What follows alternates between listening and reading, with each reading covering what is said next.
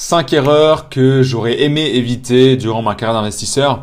Donc c'est ce que je vais te partager aujourd'hui. Ça fait plusieurs années que j'investis en bourse à titre privé. Je travaille comme conseiller financier et je vais vraiment te lister les 5 erreurs principales et je vais éviter les côtés j'aurais aimé investir plus tôt. Tu verras qu'on va vraiment aller dans le concret et surtout qu'est-ce que j'aurais dû appliquer pour du coup éviter de faire ces erreurs. Et donc ça pourrait, si aujourd'hui tu es sur le point de te lancer dans tes investissements, du coup t'apporter de l'aide et vraiment que tu puisses voir concrètement, déjà quelles sont les pistes à éviter et surtout comment faire concrètement pour éviter ces erreurs et surtout mettre en place les solutions ou alternatives qui permettent d'investir de manière sereine et surtout rentable sur le long terme.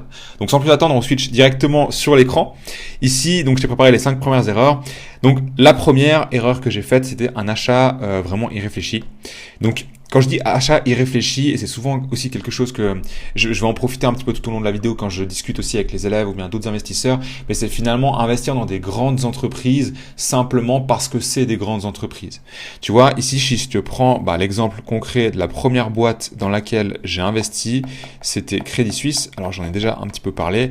Donc si aujourd'hui, tu connais un petit peu la suite de l'histoire, tu sais que littéralement tout ce que j'ai investi, j'ai perdu. Et tu vois, à l'époque, ma réflexion, c'était vraiment de me dire, je suis en Suisse, la Suisse c'est le pays des banques, j'investis dans Crédit Suisse, c'est bon, je risque rien. Et en vrai c'était simplement ça. Et tu vois, même en discutant avec d'autres investisseurs, ils investissent trop dans des boîtes Google, Microsoft, Netflix, Tesla, ce genre de choses, juste parce qu'en fait c'est des grosses entreprises. Alors je suis pas en train de dire que ce type de boîte va subir le même destin que Crédit Suisse, mais c'est la réflexion en fait derrière la décision d'achat qui va être une erreur. Tu vois, aujourd'hui Crédit Suisse, j'aurais dû appliquer ce que j'appelle un filtre en 3 étapes. Je vais te montrer un petit peu l'entonnoir qu'on utilise pour justement analyser une entreprise. Ça fonctionne en 3 étapes. Donc c'est exactement ce que je viens de te montrer. La première, on va regarder en fait le côté analyse, cette fois quantitatif. Donc si tu veux bien, on va prendre uniquement les chiffres. Donc les chiffres quantitatifs. Tac. Les chiffres, on va juste voir en fait si finalement l'entreprise elle a un bon niveau d'endettement, elle peut gérer sa dette correctement, elle a une croissance dans le temps, donc est-ce qu'elle vend plus de produits, plus de services, et est-ce qu'elle a une bonne marge, est-ce qu'elle va faire beaucoup d'argent ou pas, ou est-ce qu'elle va prendre que 5% sur toutes les ventes qu'elle fait. Donc ça s'axe vraiment même sur 4 piliers si on veut être un petit peu plus précis. On a le côté de la dette, donc c'est un petit peu ce qu'on vient de voir, le côté vraiment de la rentabilité. Donc finalement, est-ce que je mets 1 franc dans la machine, j'en ai 2 qui ressortent, ou au contraire, j'ai 50 centimes. Le côté de la croissance, est-ce que l'entreprise, elle vend de plus en plus, ou au contraire, elle stagne, voire elle régresse. Et le 4e critère, ça pourrait être ce qu'on appelle du coup le potentiel. Donc c'est s'assurer que sur l'argent qui est généré par l'entreprise, finalement, il n'y a pas trop de cet argent qui est alloué aux dividendes aux actionnaires. Ou alors qu'il y a une certaine partie d'argent qui est quand même allouée à ce qu'on appelle les CAPEX, donc les dépenses d'investissement pour créer de nouveaux produits, aller chercher de nouveaux clients, s'expandre et continuer de croître finalement sur le long terme. Donc en gros, le premier filtre, c'est aller regarder ces 4 points. La deuxième partie, donc du moment que le côté quantitatif est validé, on va regarder du coup le deuxième filtre qui est la partie qualitative. Donc le côté qualitatif, c'est vraiment regarder l'entreprise, comment elle se comporte par rapport à ses concurrents. Donc on a une checklist vraiment de liste, tout simplement de questions à se poser en fonction du produit, service, du management, de ce qu'on appelle le moat. Donc le moat, c'est la douve. Donc en gros, c'est vraiment l'avantage concurrentiel que possède cette entreprise par rapport à tous ses concurrents. Est-ce que dans son secteur, et plus important encore, dans son industrie, est-ce qu'elle est vraiment leader? Est-ce qu'elle a 10 ans d'avance? Est-ce qu'elle a une technologie, des brevets qui la protègent du coup d'un concurrent qui pourrait prendre sa place ou autre? Ou est-ce que c'est le cas ou pas? Et dernier filtre, si on veut bien, cette fois c'est le côté de la valorisation. Et là c'est plus pour s'assurer que l'entreprise, on l'achète à un bon prix. Dans le sens où, alors je ne vais pas détailler ça dans cette vidéo, mais l'entreprise elle a toujours ce qu'on appelle un prix qui est donc une valeur intrinsèque. Donc la valeur intrinsèque c'est ce qu'elle vaut vraiment aujourd'hui. Et du coup ce qu'on appelle une valeur théorique, alors je m'excuse un peu pour la façon, c'est pas évident sur l'iPad, tac, théorique, où là c'est combien vaut l'entreprise aujourd'hui selon l'humeur des marchés. Et du coup, une des erreurs que j'avais faites au début, c'est que cet achat irréfléchi dans le Crédit Suisse, c'était vraiment ma première réflexion de ouais, je suis en Suisse, la Suisse c'est le pays des banques, c'est bon, j'ai pas envie que mon argent dorme sur un compte en banque, ben j'investis là-dessus et c'est bon. Bon, la suite de l'histoire, voilà, du coup, on la connaît tous. Mais du coup, si j'avais appliqué simplement, en fait, ce critère, un petit peu, cette notion un petit peu d'entonnoir, de valider d'abord les chiffres. D'une fois que ça s'est validé, on passe à l'étape suivante, de valider la qualité du business par rapport à ses concurrents.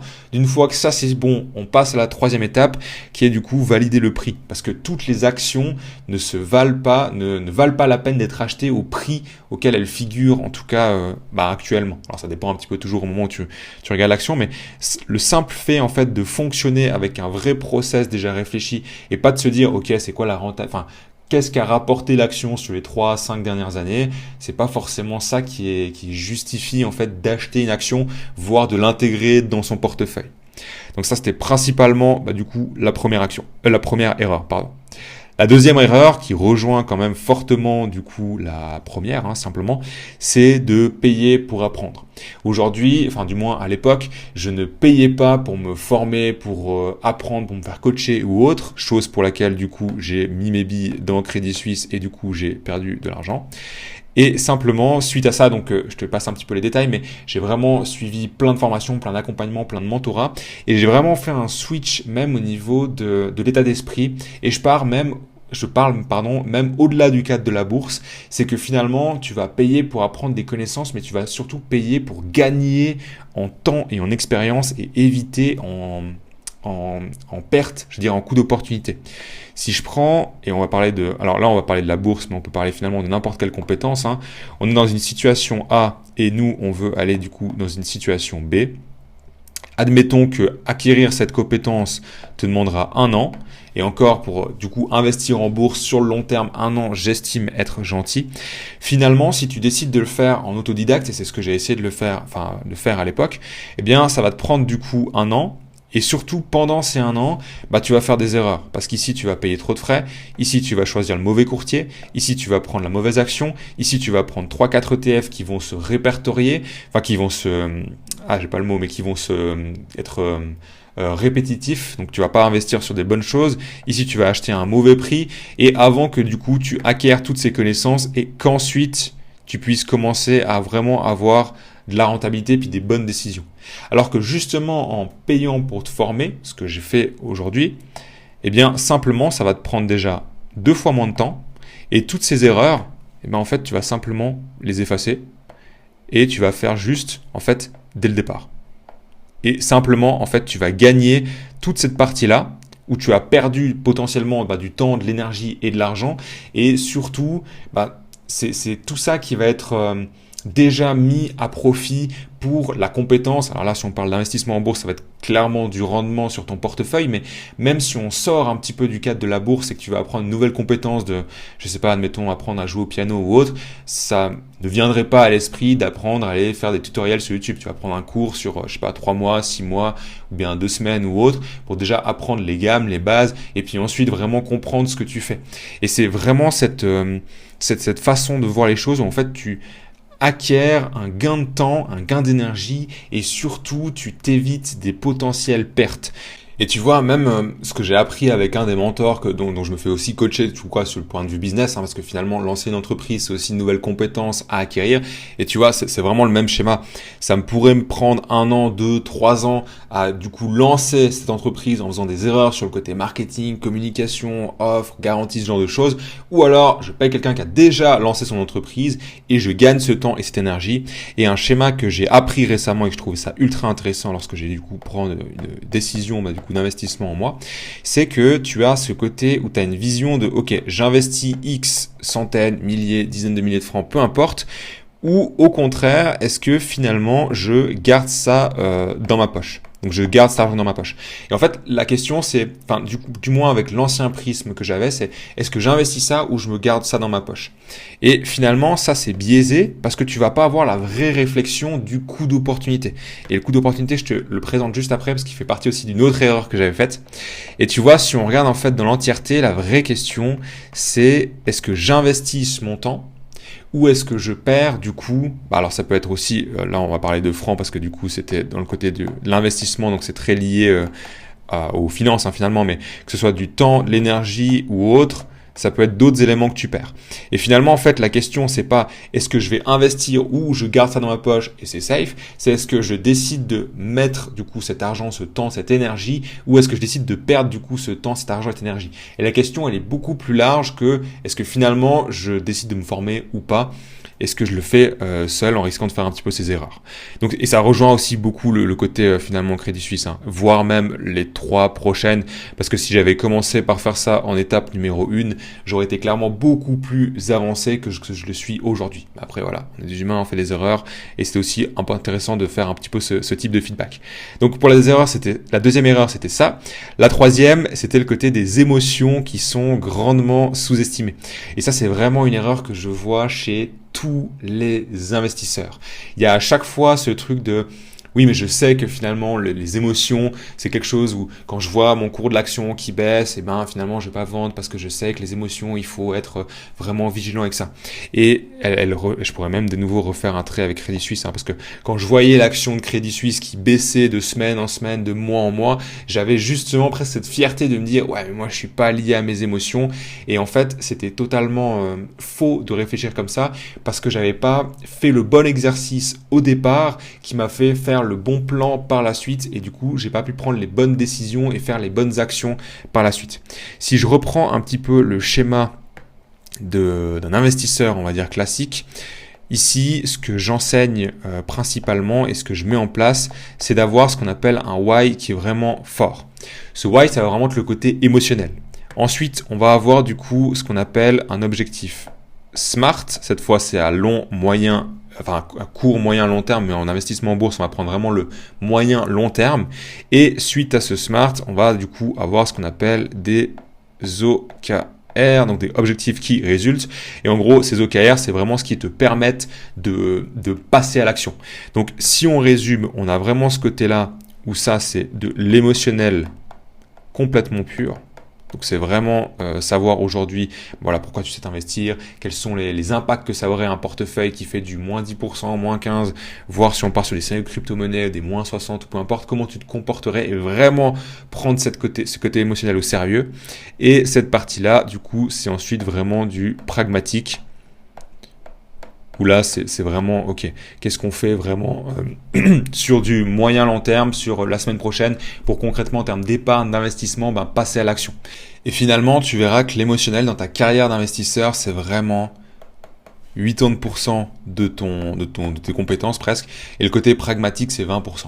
Je dis pas que c'est pas important de savoir voilà, quels sont les niveaux d'endettement d'une entreprise, comment déclarer ses impôts, c'est évident, des choses qui sont vraiment pragmatiques, mais tu verras que vraiment, dans ta carrière d'investisseur, si on prend aujourd'hui, du coup, aujourd'hui tu es là, tu as ton côté où tu aimerais investir, eh bien finalement tu as ton argent qui va faire ce côté des hauts, des bas.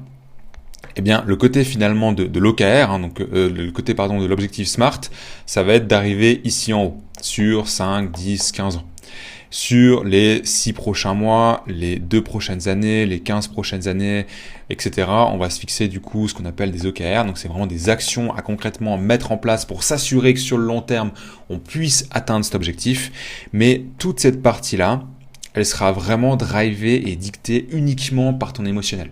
Et si on prend un investisseur qui aura, lui, vraiment fait le travail de prendre au sérieux son émotionnel et qui se retrouve dans une situation, par exemple ici, où il y a une petite baisse ou une forte baisse, peu importe, eh bien, si son émotionnel aura été travaillé vraiment au sérieux, le plan qu'il aura mis derrière, donc le côté justement des OKR, du SMART, aura été adapté du coup avec son émotionnel.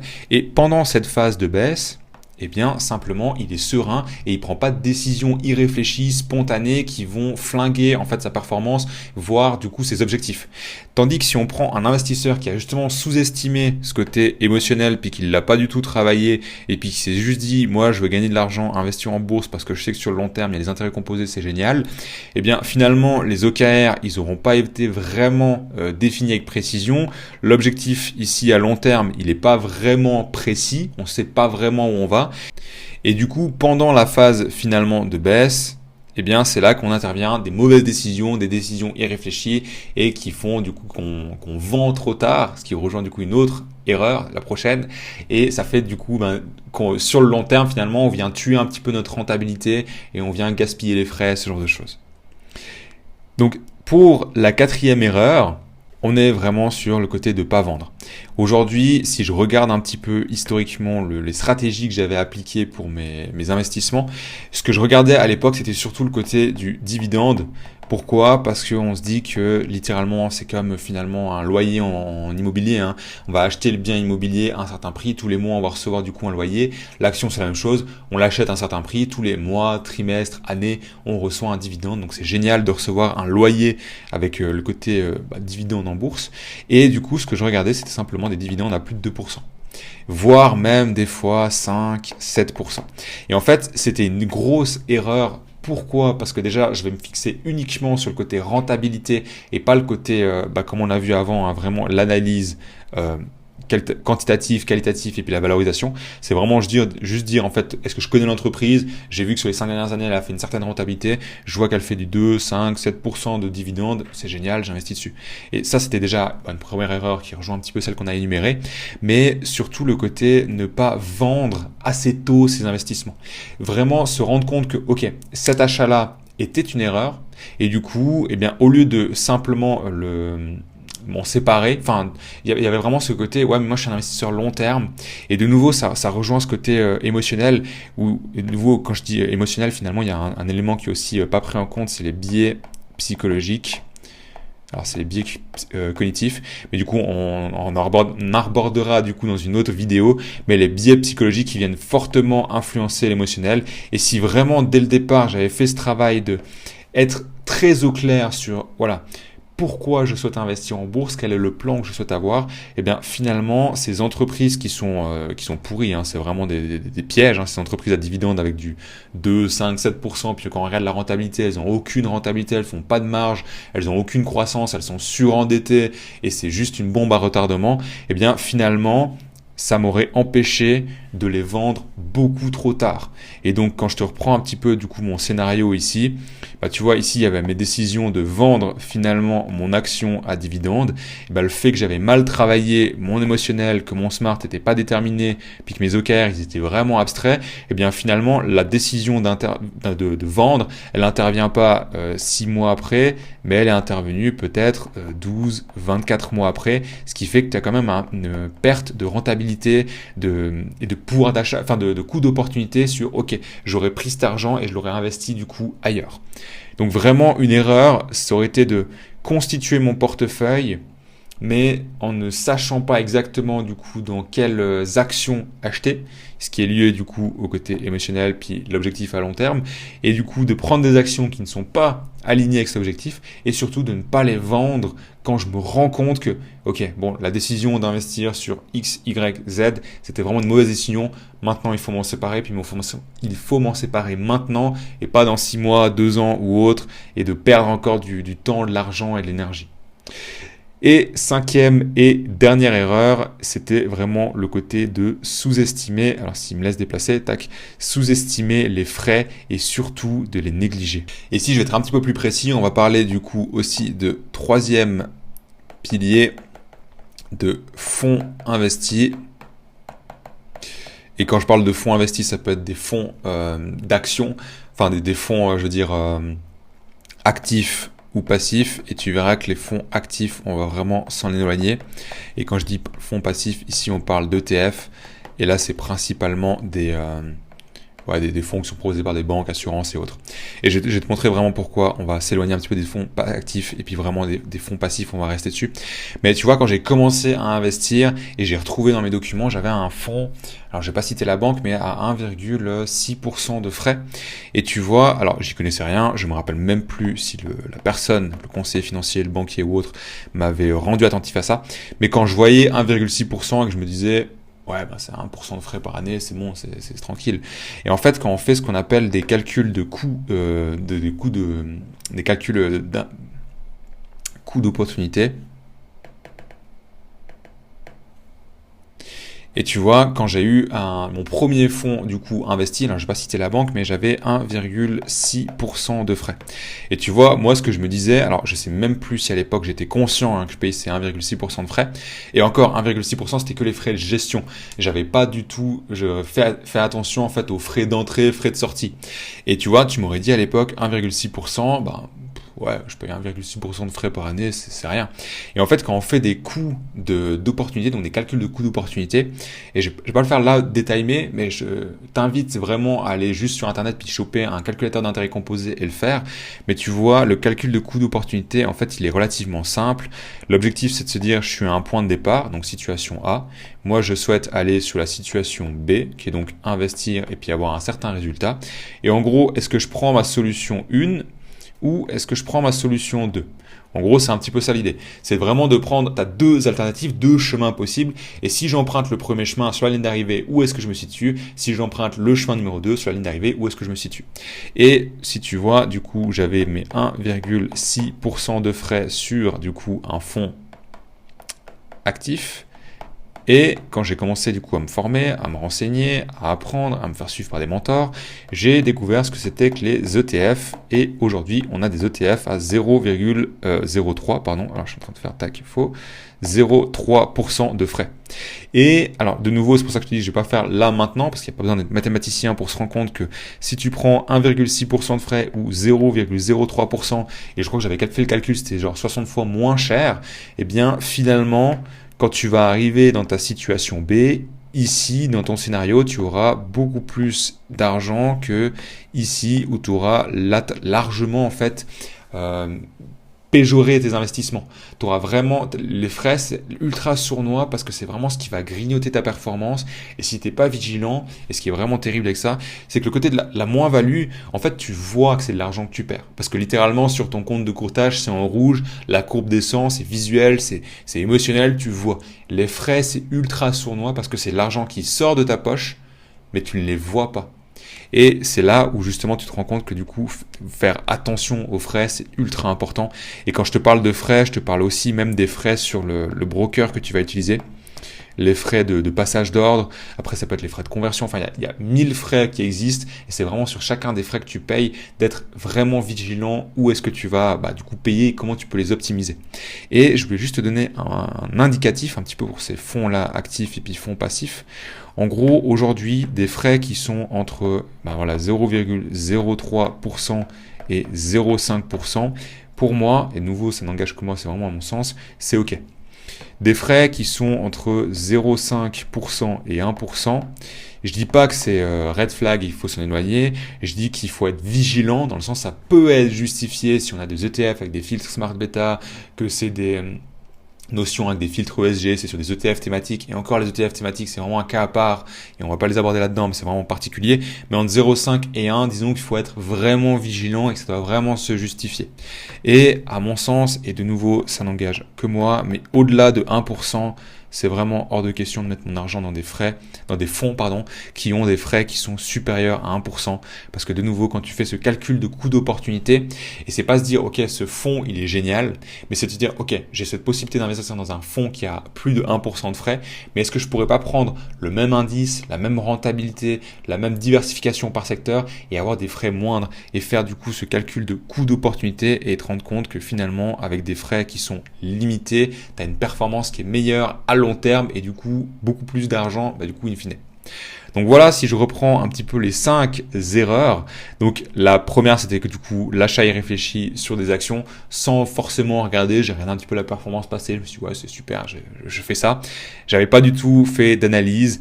J'avais pas du coup finalement payé pour apprendre, donc je me suis pas formé, j'ai pas été accompagné en tout cas dès le départ, ce qui a du coup ce qui aurait pu éviter en fait toutes les erreurs. Le côté de l'émotionnel, ça c'est vraiment quelque chose que je vois chez chaque investisseur. Il y a toujours ce côté de oui je sais, oui j'ai fait, oui je comprends qu'il faut pas vendre à perte, etc., qu'il faut attendre des années, mais tu verras que le côté émotionnel il est drastiquement sous-estimé et constamment. Le côté de pas vendre à perte, souvent du coup lié au côté de l'émotionnel, voire lié au côté de j'ai pas fait l'analyse, mais vraiment ce côté de ok, je vais pas vendre parce que je sais que si je vends, je suis un investisseur long terme, je fais pas de trading. Et c'est des fois, on rentre vraiment dans ce côté des biais psychologiques. Hein. Et c'est-à-dire, ça peut être un sujet relativement intéressant pour une prochaine vidéo. Et finalement, négliger les frais. Donc voilà pour cette vidéo sur les 5 erreurs que j'ai faites durant ma carrière d'investisseur.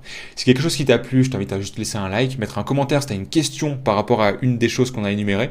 Je y réponds toujours avec grand plaisir. Voir un commentaire pour un sujet de vidéo à l'avenir. C'est avec grand plaisir que je traite un petit peu les choses qui vous intéressent.